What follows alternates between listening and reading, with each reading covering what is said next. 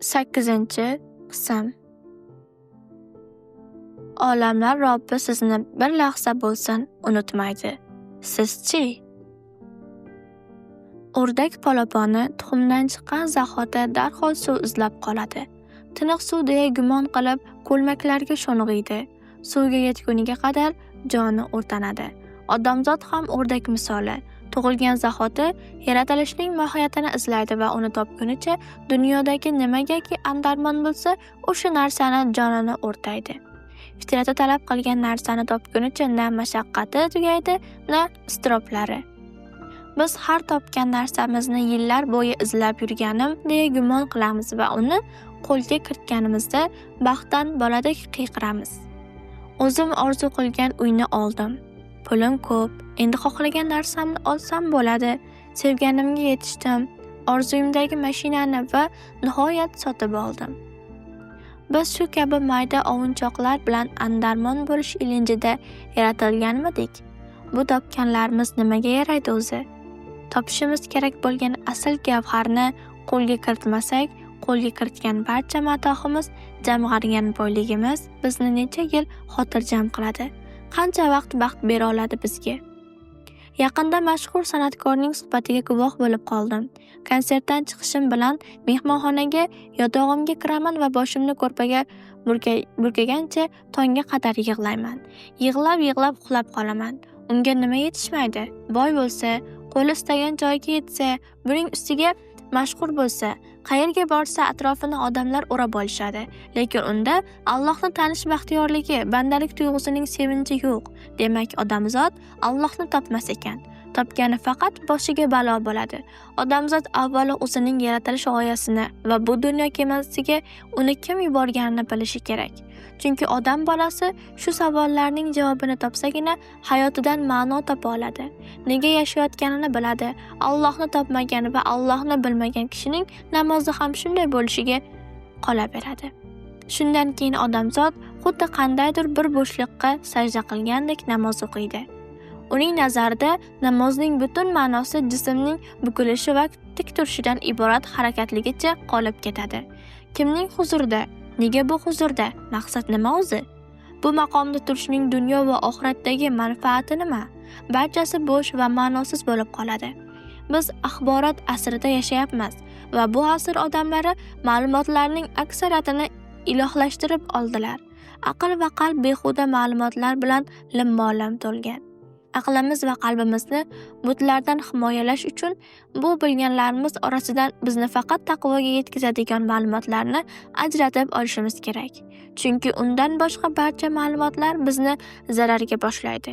Yuqorida aytganimizdek, amal va taqvosiz ilmda xayr bo'lganida yaratiqlarning eng xayrlisi shubhasiz iblis bo'lardi.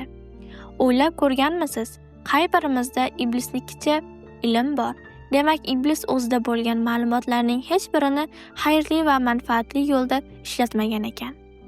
Biror narsa bizga foyda keltirish uchun uni bilishning o'zigina kifoya qilmaydi. Undan munosib ravishda foydalanish ham kerak bo'ladi. Ilohiy amr bilan o'simliklarni changlatib yurgan ari changlatishni kashtan daraxtidan boshlagan bo'lsa, toki o'rmondagi barcha kashtan daraxtlarini changlatib bo'lmagunicha boshqa nav daraxtga qo'nmaydi.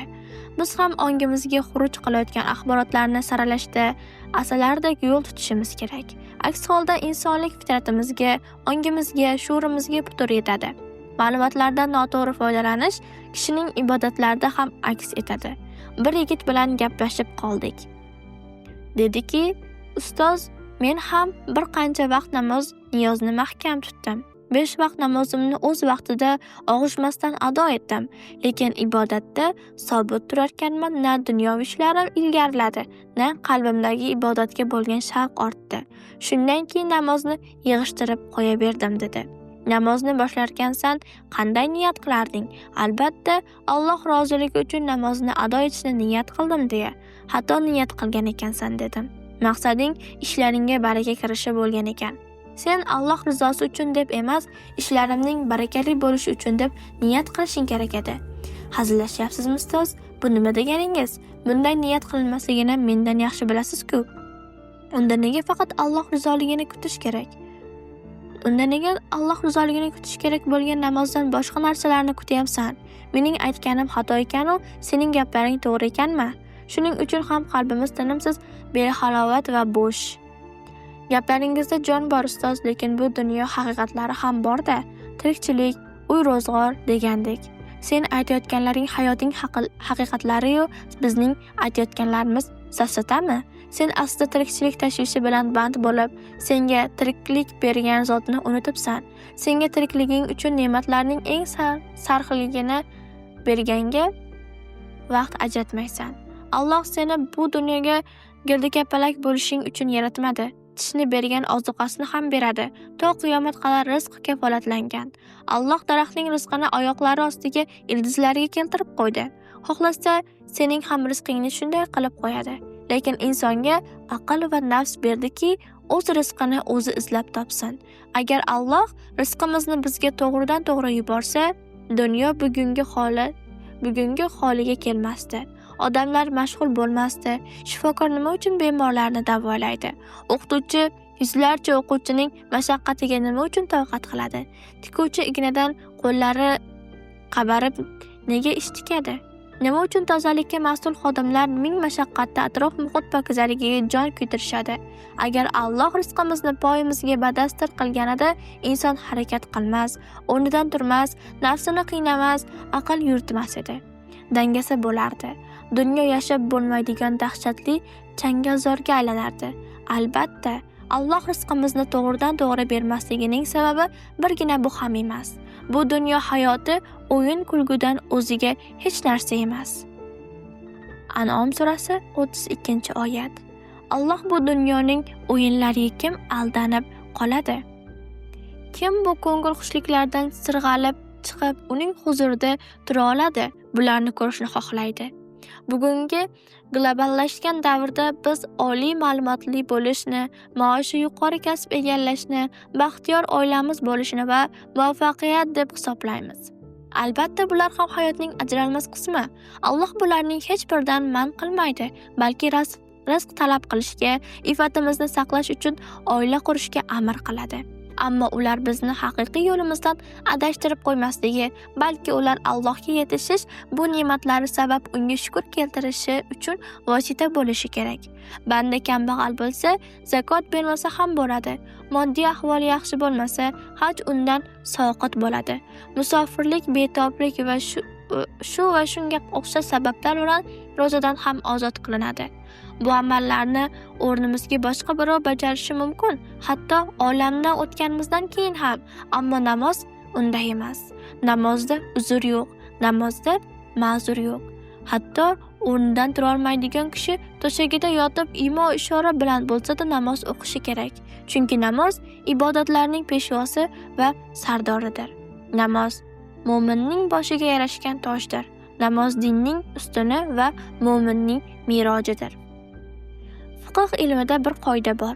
Qaysidir amalni bajarishda bir narsa mutlaqo bo'lishi kerak bo'lsa, uni bajarish farz bo'ladi. Masalan, tahoratsiz namoz o'qib bo'lmaydi. Shunga ko'ra tahorat ham namozdek farzdir. Mo'minni Allohni tanish va bilish haqiqatini qalbiga jo qilmasdan hech qaysi ibodatini ado etmasa va ibodatlar Alloh tomonidan mo'minga farz qilingan bo'lsa, unga quyida hukmingizga havola qilmoqchi bo'lganimiz iymon darslari farz ustiga farz, ya'ni afrasdir. Ey dunyoparast nafsim, bu dunyo faqat o'yin kulgudan iboratdir. Agar bilsalar, oxirat diyori ana o'sha haqiqiy hayotdir. Ankabut surasi 64-oyat. Oyatda bayon qilinganidek, asl hayot oxirat yurti bo'lishiga qaramay, aksariyatimiz xuddi birgina shu dunyo bordek va faqat shunga ishongandek yashayapmiz. Oxirat diyori bu dunyoga bo'lgan ishonchimizning soyasida g'arq bo'lgan. Oxiratga vaqt ajrata olmaydigan darajada dunyoga g'arq bo'lib ketganmiz. Dunyo uchun hamma narsadan voz kechishga hozir-u nozirga aylanganimiz holda dunyo ishlaridan ortib oxiratga vaqt ajrata olmaymiz. Oxirat deya harakat qilmaymiz. Chunki men uchun muhim bo'lgan narsa yashab turganim mana shu dunyo deydigan bo'lib qoldik. Inson nafsida juda kuchli hissiyot bor va bu jumlalarni aytgan nafslar dunyoning zarra lazzati uchun oxiratni yo'qadigan darajada ko'zi qonga to'lgan nafs egalaridir. Biz bunday nafslarga ko'p bor duch kelamiz. Ba'zan o'zini shunday tutadiki, hayron qolasan kishi shu hissi bilan oxirat diyori uchun yashasa, avliyo bo'ladi, lekin ishonchini dunyo uchun sarflaydi va abadiy hayotini boy beradi. Ibodatdagi putur va namozdagi qusur dunyoga mashg'ullikdanmi yoxud dardi maishatning kasofatidan abadiyatga vaqt ajratolmaslikdanmi? Faqat dunyo uchun yaratilganmidiki, jami vaqtni unga sarf qilasiz. Ish ko'pligidan namoz o'qishga vaqt topolmayman. Qanchalar bandaligimni tasavvur ham qila olmaysan. Namozga umuman fursat topa olmayman. U ishlari, bola-chaqa, keldi-ketdi sabab vaqt qanday o'tib ketganini ham bilmay qoladi. Darslarim ko'p aka, bilasiz-ku, imtihonlar ham yaqinlashib qoldi. 2 hissa ko'proq dars qilishim kerak. Shu imtihonlar tugasinchi, namozni boshlayman inshaalloh. Ro'kach qilgan barcha bahonalarimiz birgina savolning o'zidan havoga uchdi, to'g'rimi? Faqat dunyo uchun yaratilganmidikki, bor vaqtni unga sarf qilamiz. Faraz qilaylik, men tibbiyot oliygohini tamomladim va bir kasalxonaga doktorlik lavozimiga tayinlandim. Uyim ro'parasida sport bilan shug'ullanish uchun zamonaviy jihozlangan mashg'ulotlar zali bor. Ishdan bo'sh vaqtimni unumli o'tkazish va shu bahonada sog'ligimga ham yanada diqqatli bo'lish maqsadida ro'yxatga yozildim. 1-2 kun shug'ullanib, bilaklarimda yig'ilgan muskuldan zavqlandim. Qarasam, ozgina harakatlarim evaziga bilaklarim darrov baquvvat bo'la boshlabdi.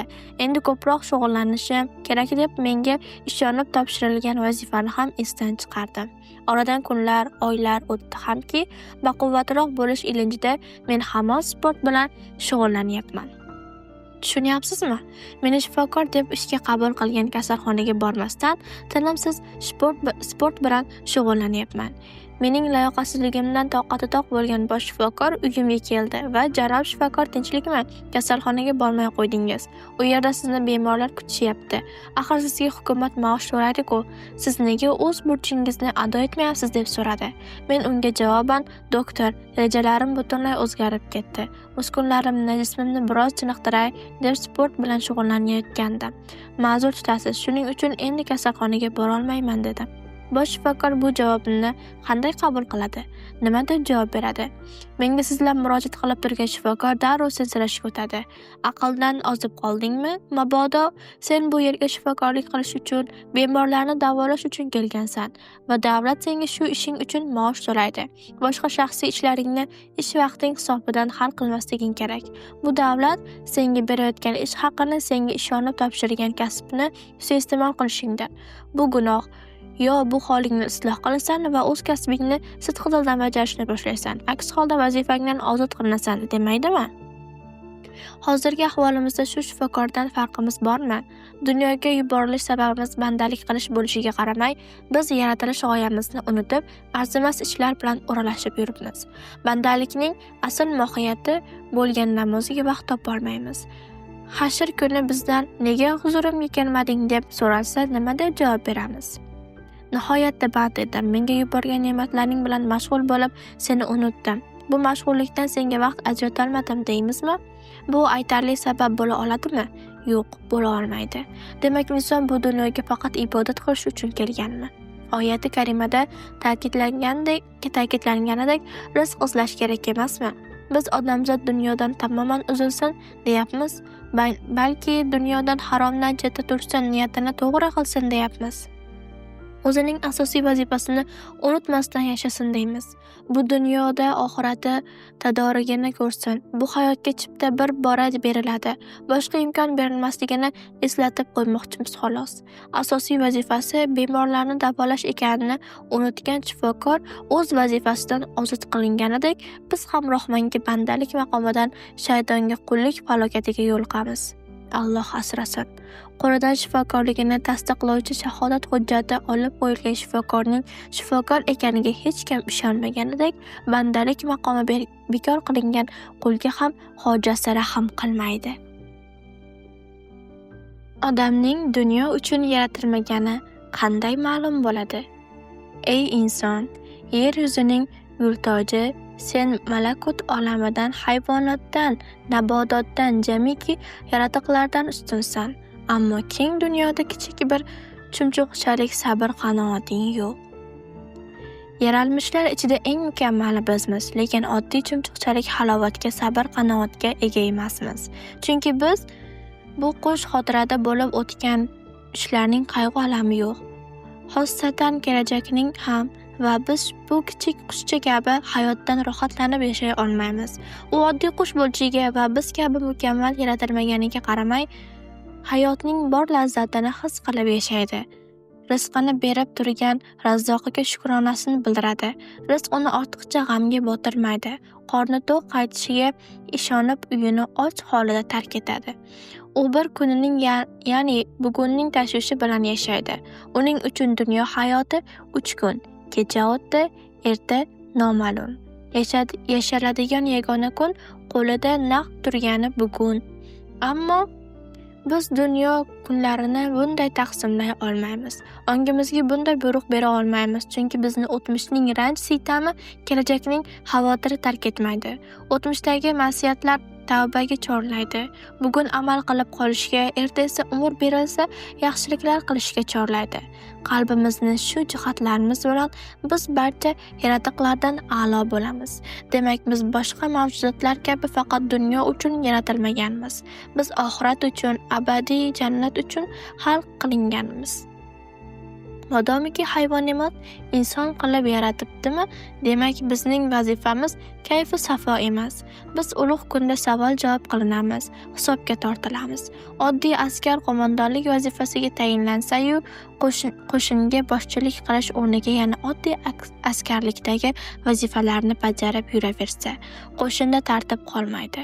Bu qo'shin zafar qozonmaydi. Demak, qo'mondonning vazifasi oddiy askarning vazifasidan ko'ra yuksakroq. Xuddi shu kabi bizning vazifamiz ham boshqa jonzotlar vazifasidan yuksakroq, oliyroqdir. Shunchaki o'yin kulgu ko'ngilxushlik emas, yaratilish g'oyamiz, bizning vazifamiz yer yuzida Allohning xalifasi, ya'ni o'rinbosari bo'lish.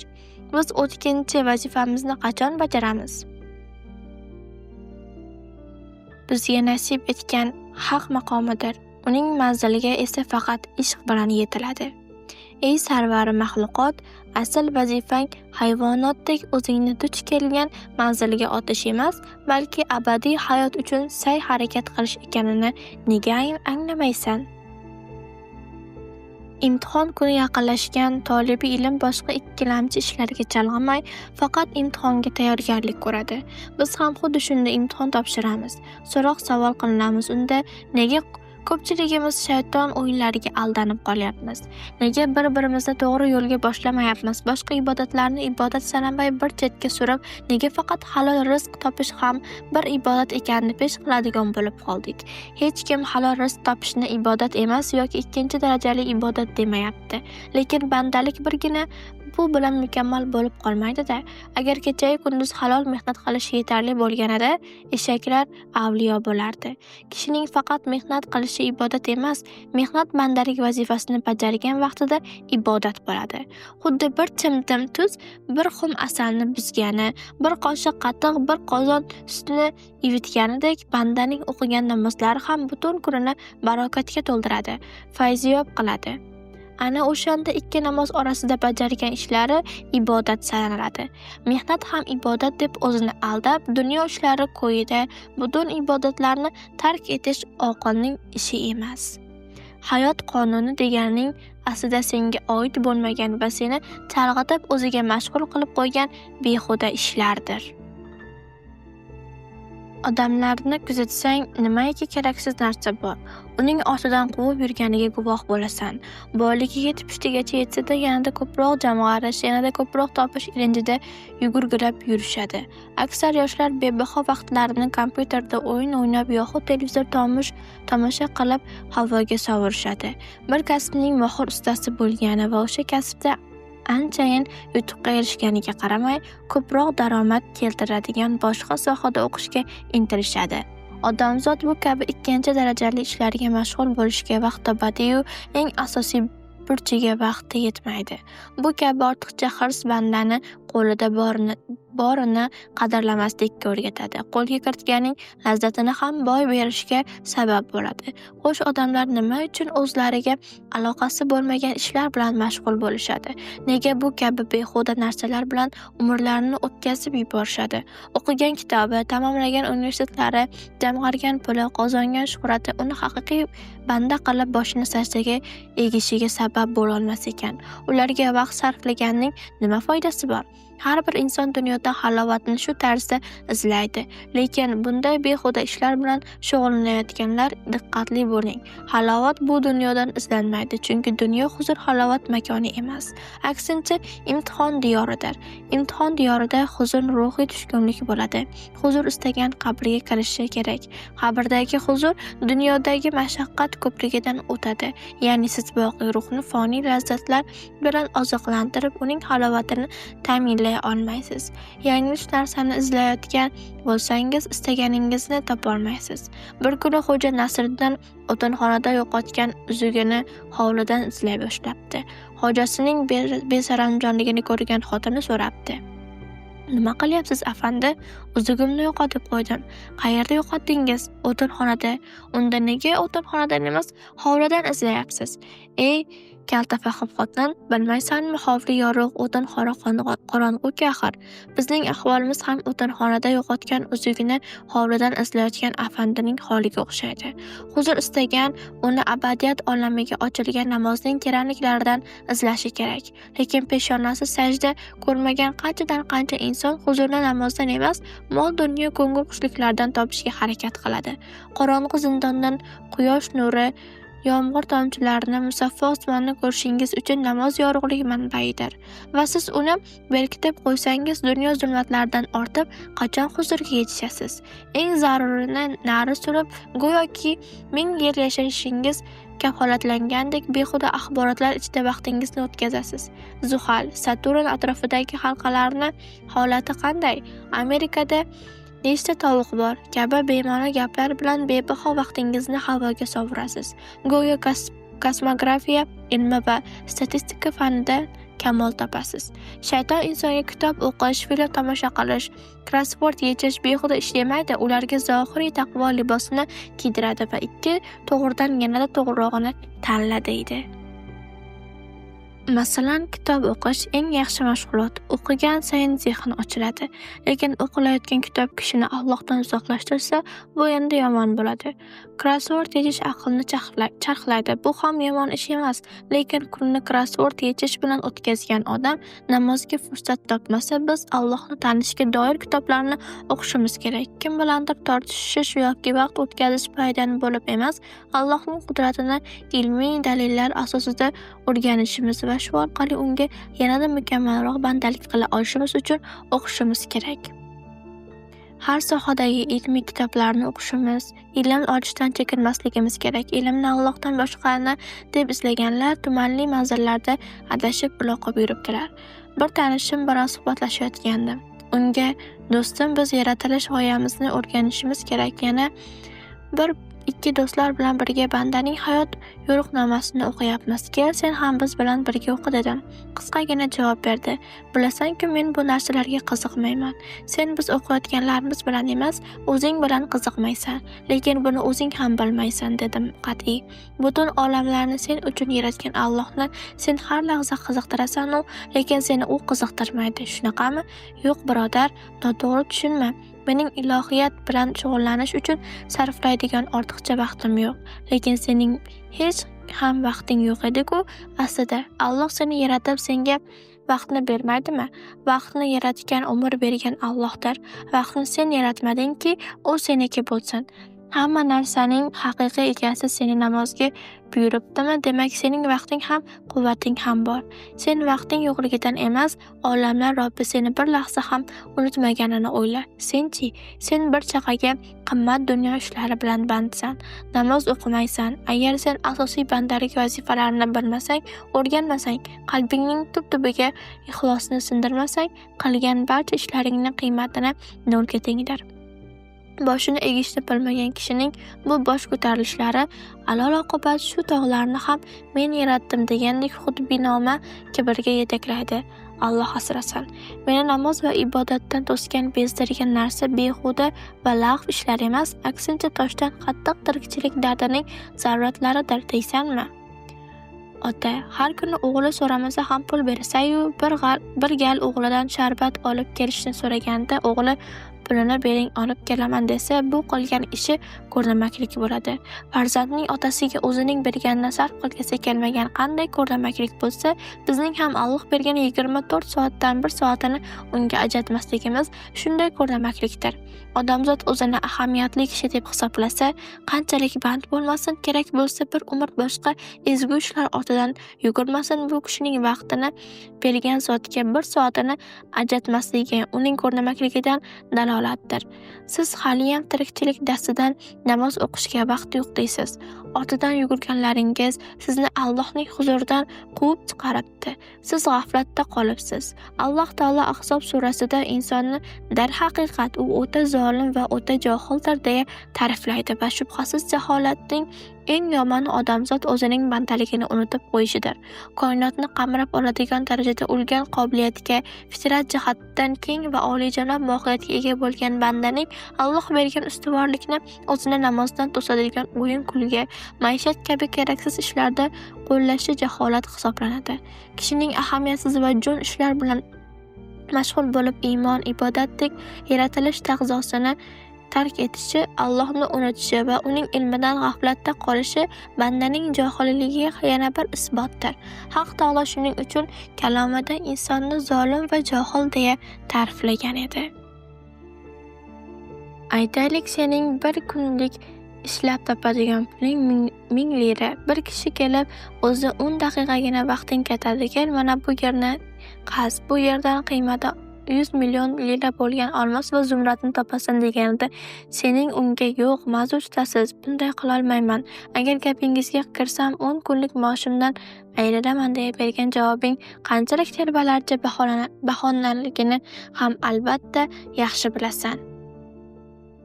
Bir qurilish tashkilotida kunlik 100 lira maosh uchun ishlaysiz deb hisoblaylik. Bir kishi sizga kelib senga ko'rsatgan joyimni 10 daqiqada qazgin. Qazishga sarflagan har 10 daqiqangga 1 million lira beraman desa, nima deysiz? Har qanday aql hushi joyida kishi bunday taklifni ikkilanmasdan qabul qiladi va bu odam aytgan joyni qazish uchun u aytgan manzilga ravona bo'ladi. Chunki bu tijoratda shunday bir daromadki, odamzod umrbod ishlasa ham u yerdan 10 daqiqada qo'lga kiritadigan daromadini bir o'zi aslo ishlab topolmaydi. Alloh ham bizga shunday tijorat bilan yuzma-yuz keladi. 24 soatning 1 soatini menga ber. Har bir soatning 3 senki ichida zumradlar, olmoslar, qasrlar, saroylar nima xohlasang barchasini bir ondayoq muhayyo bo'ladigan jannatni beray deydi. Bunday taklifni qabul qilmasdan dunyoda oladigan 100 lirani oxiratda oladigan million liradan afzal ko'radigan kishi telba bo'lmasdan kim bo'lsin axir? Dunyoning 10 chaqasi uchun jannatdan voz kechiladimi? Xuddi ular kabi sen ham bu bog'ingda nafaqa uchun ishlayapsan. Agar farz namozni tark etsang, butun harakating samarasi faqat dunyoviy ahamiyatsiz va barokatsiz nafaqa bilan cheklanib qoladi. Agar sen dam olish va tanaffus vaqtini ruhiy halovatiga, qalbing tanaffusiga mador bo'ladigan namoz uchun sarflasang, nafaqai uxroviga va zodi rohilanga baraka yog'diruvchi manba bo'lgan ikki madani ma'naviyni topasan. Shifokoringiz sizdagi buyrak yetishmovchiligi xastaligi eng so'nggi bosqichga yetganini bildirdi. Yashab qolishingiz uchun zudlik bilan buyrak ko'chirib o'tkazish kerakligini aytilgan vaqtda bir kishi sizga bitta buyragini berish sotishini aytsa, qanchalar xursand bo'lardingiz.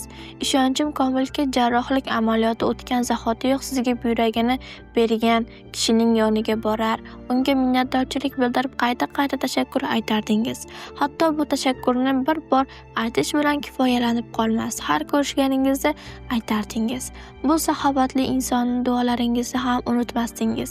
Kishi bittagina buyragini mablag' evaziga sotgan kishidan shunchalik minnatdor bo'lar ekan, o'zini hayot ne'mati bilan xasta bo'lganida sog'liq bilan ko'rish, eshitish, ko'rish, tanasidagi zararli va zaharli moddalarni tashqariga chiqarib yuborish uchun bir emas, ikkita buyrak bilan betama ta'minlangan zotdan nega minnatdor bo'lmaydi? Nega u zotga sajda qilmaydi? Bizning buyrakka muhtoj o'sha kishidan qanday farqimiz bor? Hayotimizning davom etishi uchun har lahza nimagadir ehtiyoj sezmaymizmi? Har kuni tongda quyosh chiqishiga, kun botishiga, qahraton qishdan keyin bahor kelishiga, qornimizni to'ydirish uchun oziq-ovqatga, chanqog'imizni qondirish uchun suvga, oq-qorani ajratish uchun yetuk aqlga, yashashda davom etish uchun nafas olishga muhtoj emasmizmi? Har lahzada bizni ne'mat bilan siylayotgan Allohga ne'matlari uchun qachon shukr keltiramiz? Qachon riyodan xoli uzoq sajdali namozlar o'qiymiz? Bergan ne'matlari uchun nega huzuriga shoshmasligimiz kerak? Yer yuzida qancha ezgulik va go'zallik bo'lsa, barchasining haqiqiy manbai Allohdir. Sersuv uzum shingillarining qup-quruq poyada o'sishi mo'jiza emasmi? Atrofimizdagi har bir narsa xuddi shu qup-quruq poya hukmida. Agar Alloh qalbiga rahmat, marhamat ato etmasa, ana ona ham bolasiga mehr ko'rsatmas edi. Vahshiy yo'lbarslar ham bolasini tishida tishlab o'tmasdi. O'zi rahmli bo'lgan va o'zidagi shafqat va mehribonlikni xalqi ustidan rahmat o'laroq yog'dirgan Alloh barcha aybu nuqsonlardan pokdir. Odamzod o'ziga berilgan yaxshiliklar Allohdan ekanini anglagan onada zokir banda bo'ladi. O'ziga kelgan yaxshiliklar shukrini faqat til bilan ado qilish kifoya qilmasligini anglagach ham tili bilan zikr qiladi, ham dili bilan shukr qiladi. Aql tarozisida tortilgan ne'matlar bandani fikr qilishga undaydi va uni Robbisi huzuriga yetaklaydi. Ana shu o'rindagi aql bilan ishonilgan, qalb bilan tasdiqlangan iymon haqiqiy iymon bo'ladi. Mukammal iymon bilan huzurga yetaklagan namoz ham mukammal va qalb rohati bo'ladi. Birinchi ma'dan bog'ingda yetishtirgan gullarning mevali manzaralari, har bir nabototning, har bir daraxtning tasbihotidan o'zingga chiroyli tuhfa, o'ziga xos nasiba olasan. Nabiy sallallohu alayhi vasallam bir hadisi shariflarida shunday marhamat qilganlar: namozni o'z vaqtida ado etgan kishining ikki namoz orasida sodir qilgan kichik gunohlarini Alloh taolo kechirib yuboradi. Alloh ikki namoz orasidagi kichik gunohlarimizni kechirganidek, ikki namoz orasida bajargan ishlarimizni ham ibodat hisoblaydi va bizga bir rahmat eshigini ochadi. Masalan, siz bog'bonsiz. Ikki namoz orasida ekkan nihollaringiz, parvarishlagan daraxtlaringiz uchun ham ibodat savobini olasiz. Siz ular aytgan tasbih va zikrlardan o'z hissangizni olasiz, savobga erishasiz. Qolaversa, u mevalardan yeb rohatlangan, shukr aytganlar savobiga ham noil bo'lasiz. Yoxud ilm talabida yurgan talib ilmsiz bir kasbni egallash payida yuribsiz. Shu kasbingizni chin dildan bajarganingiz uchun boshqalarga yetadigan foydangiz ham ibodat. Uy bekasi bo'lsangiz, bajargan yumushlar u tarbiyalagan farzandlaringiz ham ibodat. Ibodat bo'lganda ham savob ulgan ibodatdir. Namoz banda qo'liga oltinni nima deb tutib qo'ymaydi, lekin sehrli tayoqcha kabi qo'lidagi barcha narsani oltinga aylantira oladi. Biz faqat gunohga qo'l urishni xato deb bilamiz, lekin islomda shunday to'g'ri amallar borki, ularni ado etmaslik ham gunohdir. Hatto gunohga qo'l urishdan ko'ra kattaroq gunoh sanaladigan amallar bor.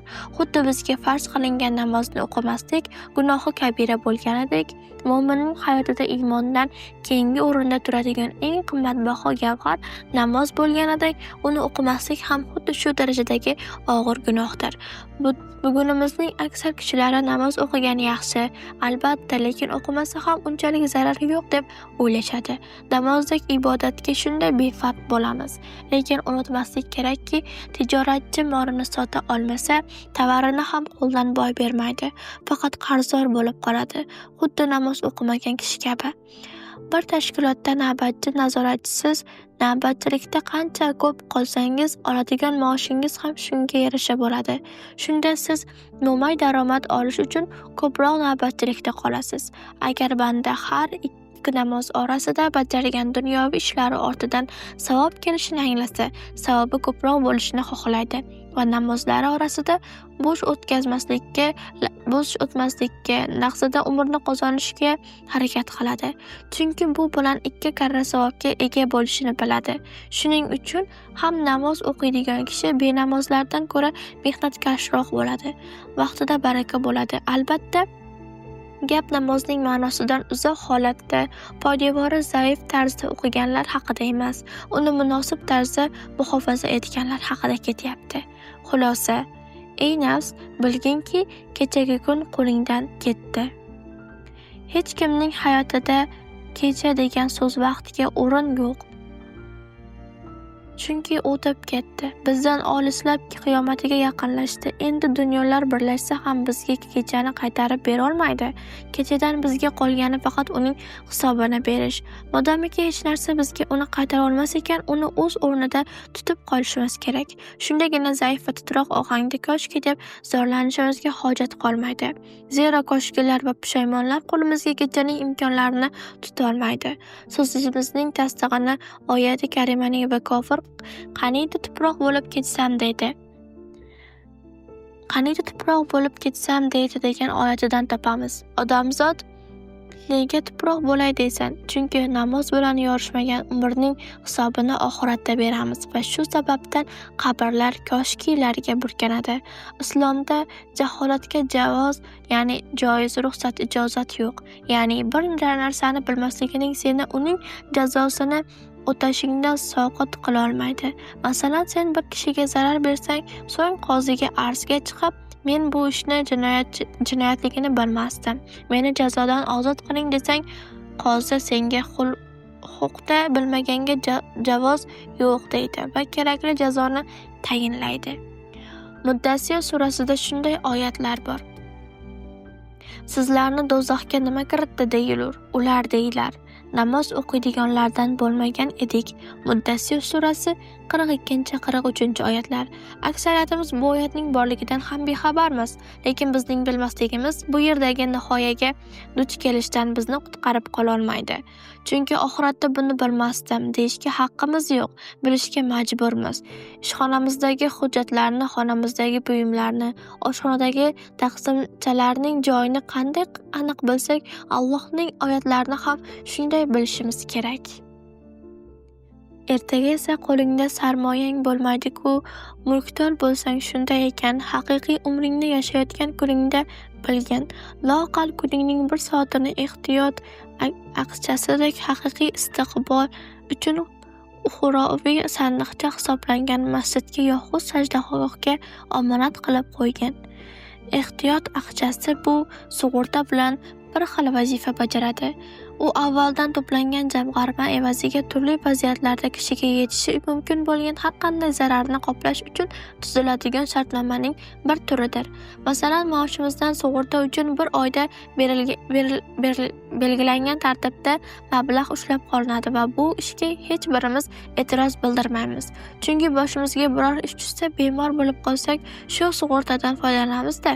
Namoz ham oxiratda bizning so'roq savolimiz oson bo'lishi uchun oldindan amallar jamg'arib boradigan ibodat sandiqchamizdir.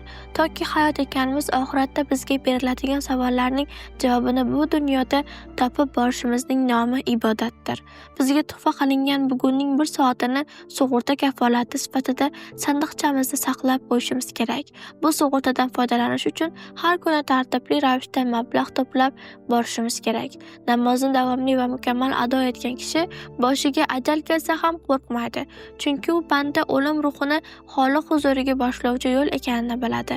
Uni tabassum bilan qarshi oladi. Chunki bu dunyoda Robbisiga kufroni ne'mat qilmagani, uning go'zal ism va sifatlarini yaxshi tanigani va undan chiroyli gumonda bo'lgani uchun oxiratda sharmanda bo'lmasligini, Allohning al-Sattor sifati borligini biladi. Namoz o'qimaydigan kishi esa dumli yulduz, ya'ni kometani osmonda ko'rsa yerda qaltiraydi va bu daydi yulduz boshimga kelib tushmasin deb vahimaga tushadi. Sug'urtasiz ishlaydigan ishchidek boshiga biror falokat tushsa xavotirlanaveradi. Azon butun insoniyatni najotga, zafarga chaqiradi. Faqatgina anglagan ijobat qiladi. Shuni ham bilib qo'yingki, har bir kun sizga na boshqalarga ochilgan yangi bir olamning eshigidir. Agar namozingizni vaqtida ado etmasangiz, sizning bugungi olamingiz zulumotli va parishon holda ketadi. Olami misolida sizga qarshi shahodat beradi. Zero hammaning har kunda shu olamdan bir maxsus olami bor. Ba'zan yuragimiz siqiladi, qo'limiz ishga bormaydi, ko'nglimiz g'ash bo'ladi, ichimizga chiroq yoqsa yorishmaydi.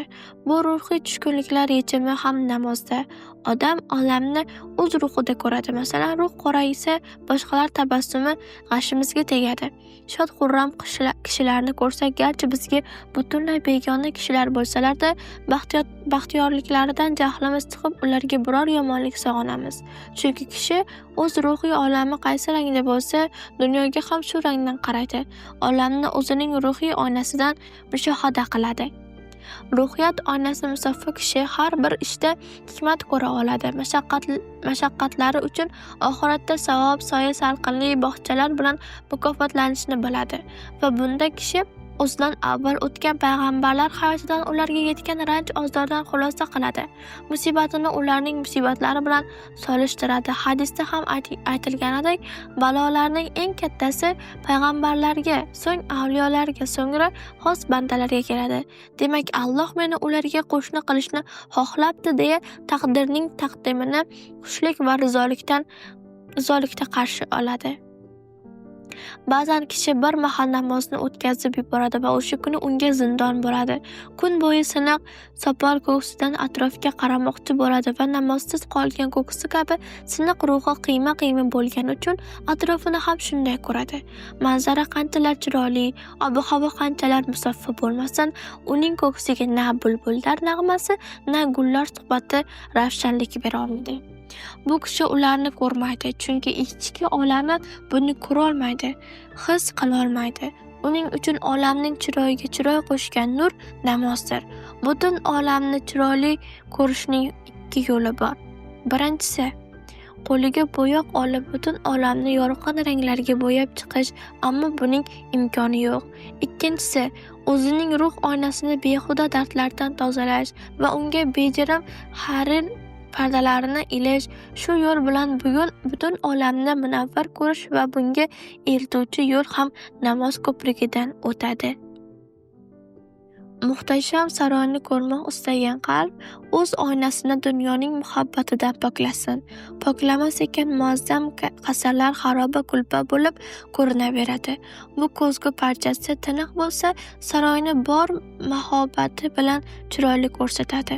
Xira bo'lsa, chirkin ko'rsatadi. Eng nafis bezaklarni ko'rksiz ko'rsatganida siz qalbingiz, aqlingiz, amalingiz, ko'nglingiz bilan o'z olamingiz shakrini o'zgartirasiz. Yo foydangizga, yo zararingizga shahodat ayttirasiz. Agar namozni ado etsangiz, bu namozingiz bilan olamning sharaf va kamol egasiga mutavajjuh bo'lsangiz, siz boqqan va sizga boqqan olam nurlanadi. Go'yoki namozingiz bir chiroq tugmasini bosganingizda butun borliq munavvar bo'lganidek, namozga niyat qilganingizda ruhingiz, jismu joningiz munavvar bo'ladi. Namoz shu nuqtada bu alg'ov-dalg'ov dunyodagi behalovatlik ichida evrilish, harakat, hikmatli davomiylik va ma'nodor kitobi qudrat ekanini namoyon qiladi. Hayotimizdagi g'amgin manzaralar nega tushkunlik rangini olganini bilasizmi? Chunki biz o'zimiz tushkunlikka tushib qolganmiz. Ruhimiz namoz haqiqatidan rang olmagan. Aslida namoz butun olamni chiroyli ranglarda ko'rishimizga sabab bo'ladi. Lekin biz uning etagidan tutmaymiz, eshigini qoqmaymiz. Biz qachonki bu eshikni qoqsak, hayotimizda o'z maromida kechmagan, dilimizni xufton qilgan nimaiki bo'lsa, barchasi tarqab ketadi. Xuddi zimiston xonani birgina chiroq tugmasini bosish yoritganidek, ko'ngil yo'li yorishganning umri yorishadi. Yorug' ko'ngilli inson qarshisidagi qalbga ham nur ulashadi. Xuddi bir xonada yo'qolgan chiroq yondosh xonani yoritganidek huzur halovat kalitini qo'lga kiritamiz. Xurmo danaga meva beradigan xurmo daraxtiga aylangunicha bir qancha bosqichlarni bosib o'tganidek, namozning ham darajada shuncha ko'p pog'onaga duch kelinadi. Lekin bu darajalarda haqiqati nuroniyning asosi uchraydi. Azim xurmo daraxtlarining avvali kichik nihollardan boshlanadi. Ko'chat tuproqqa qadalishi bilan darhol daraxtga aylanib qolmaydi. Sug'oriladi, o'g'it beriladi, ishlov beriladi. Quyosh nuridan bahra olgani sayin o'sadi, yuksaladi, meva beradi. Namoz ham ko'chat hukmida va banda bu ko'chatni iymon saboqlari bilan sug'orib, irodasini namoz o'qish va ibodatlarni ko'paytirish yo'lida to'plagani, Allohga bandalikni qo'lga kiritishga jiddiy jahd qilgani sari nihol hukmidagi namoz bo'y cho'zadi, ulkan daraxtga aylanadi, meva beradi. Meva bera boshlaganida Allohim namozdagi halovatni his qilyapman deysiz. Insonga birovning oldida bosh egish yarashadimi? Ba'zilar aytishadi, kimdir oyoq bosgan joyga odamning boshini qo'yishi to'g'ri ish bo'ladimi? Allohning dargohiga bosh qo'yishni bilmaganlar sajdani boshqalar oyoq bosgan yerga egilish deb o'ylashadi. Qizig'i shundaki, bu gapni gapirganlar kundalik hayotida kamida 1000 kishining oldida egiladi. Muhtaram mudirim, shu yerga imzo qo'yib yuborasizmi deb. Shifokor janoblari, onamning jarrohlik amaliyotini siz qilsangiz degandim. Deputat janoblari, o'g'ilchamizning kishi uchun o'zingiz qo'ng'iroq qilib qo'ysangiz degandim. Tasavvur qiling, oldingizda chaqaloq bor va hech qaysi ehtiyojini o'zi qondira olmaydi. Siz u go'dak yig'laganida hayron bo'lib qarab qolasizmi? Yoki nega yig'layapsan bolakay? Senga yig'lash hech kam yarashmaydi deysizmi? Aytmaysiz, chunki chaqaloqqa yig'i yarashadi. Uning hali nozik va himoyasiz ekanini bilasiz. Aksincha, xuddi shu chaqaloq eshikdan kirib menga kim qaraydi? Qornim ochib ketdi-ku. Oyi, sutimni tayyorlab bering, dada siz tagrigimni almashtiring deyishi chaqaloqqa yarashiqsiz holat ekanini bilasiz. Odamzod murg'ak go'dakdek, uning zaifligida ulkan quvvat, ojizligida buyuk qudrat bor. Biz qalbi ham, qorni ham ehtiyojini o'zi bartaraf qila olmaydigan bandalarmiz. Biz muhtoj bo'lgan quyosh ertaga chiqmasa qo'limizdan nima keladi? Tashnalikdan iliklarimizgacha qursak, Alloh ko'kdan yomg'ir tushirmasa, yomg'ir yog'dirishga qudratimiz yetarmi? Faqat kiprik qoqish vazifasi o'ziga topshirilsa, poyabzali bog'lashga ham imkon topmaydigan kishining quvvati bulutlarni samoda ustunsiz tutishga yetadimi? Bizning har bir onada ota-onasiga muhtoj go'dakdan qanday farqimiz bor? Biz Allohga chaqaloqdan ko'ra ko'proq muhtoj bandalarmiz va bizga holimizda boshimizni quyi solishimiz, ojizligimizni bilib, butun koinotning eshigi oldida yig'lab iltijo qilish, duo qilib yolvorish yarashadi. Siniq qalb bilan huzuriga sajda qilish uchun kelish yarashadi. Zero bunday ojiz kishining izzati va sharafi bandalikdadir. Ali roziyallohu anhu aytgan ekan: sening men uchun rob ekaning menga faxr sifatida yetadi. Mening senga qul bo'lishim menga sharaf sifatida yetadi. Bandaning Allohga bandaligiga saodat bor, saltanat bor, sadoqat bor. Uyda go'dak hukmronlik qiladi. Xohlasa oila a'zolarini yarim tunda oyoqqa turg'izadi. Hamma och qolsa ham uydagi so'nggi luqma unga yediriladi. Uy ham bolaning erkin harakat qilishiga moslab jihozlanadi. Xo'sh, bolaning uydagi bu hukmronligiga nima sabab bo'ladi? Kuch-quvvatimi?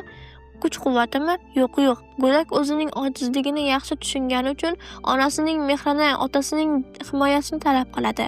Biz ham ojizligimizni tushunib yetsak va Robbimizga muhtojlikni yutuq deb bilsak, Allohning oldida egilish sharaf ekanini va bu sharaf duoning ijobati naqd oni ekanini anglab yetamiz.